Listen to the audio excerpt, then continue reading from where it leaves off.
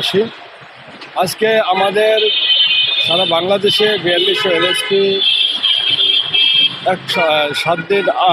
8 দিন যাবৎ মানবতার জীবনযাপন করছে প্রেস ক্লাবের সামনে এবং 4200 এলএসপি তারা পরিবার পরিজন নিয়ে মানবতার জীবনযাপন করছে। তারা বৃষ্টিতে ভিজে এই সকাল থেকে সন্ধ্যা পর্যন্ত প্রেস ক্লাবের সামনে মানববন্ধন করছেন। আজও পর্যন্ত প্রধানমন্ত্রীর চোখে পড়ে না। প্রধানমন্ত্রী দেশে এসেই বলেছিলেন, মাটি ছেয়ে শপথ করেছিলেন এদেশের কল্যাণে তার জীবন বিলিয়ে দিবেন, কিন্তু কেন সে প্রধানমন্ত্রী এদেশে আসার পরেই আমাদের 4200 এলএসপি বেকার হয়ে গেল এবং মানবতার জীবনযাপন করছে মাত্র 4200 এলএসপি।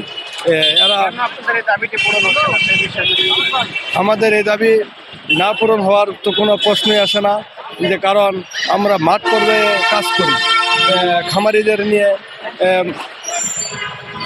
গ্রামে গঞ্জে পাড়া মহল্লায় কাজ করি।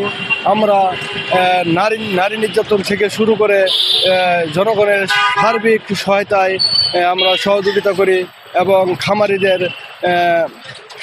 যে উন্নয়ন, এই উন্নয়নে আমরা রাত দিন ঝড় বৃষ্টির মধ্যে আমরা ছুটে যাই এবং মানুষের আমিষের চাহিদা পূরণের জন্য আমরা এটা দিনরাত পরিশ্রম করে যাচ্ছি। এখন এক সময় আমাদের এই বাংলাদেশে আমিষের চাহিদা ঘাটতি ছিল। আমাদের এই এলডিডিপি প্রকল্পের মাধ্যমে এই এলএসপিরা বাংলাদেশের জনগণের আমিষের চাহিদা পূরণ করেছে। আর যখনই আমরা সফল, তখনই আমাদের এই 4200 এলএসপি এদের বেকারের দিকে ঠেলে দিচ্ছে সরকার। মানবতার দিকে দৃষ্টি লক্ষ্য করলে দেখা যায় যে এলএসপির দিকে কেন প্রধানমন্ত্রী এটা দেখছে না।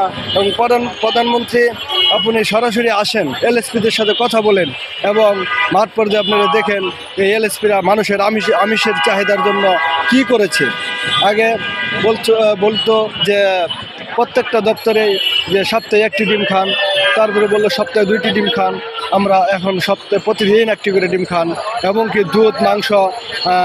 দুধ মাংস মুরগি চাহিদার জন্য এলএসপিরাই দিনরাত পরিশ্রম করে যাচ্ছে। এই এলএসপিদের সরকারের দক্ষ কর্মী তারা, এই দক্ষ কর্মীদের সরকারের কাজে লাগিয়ে ভাই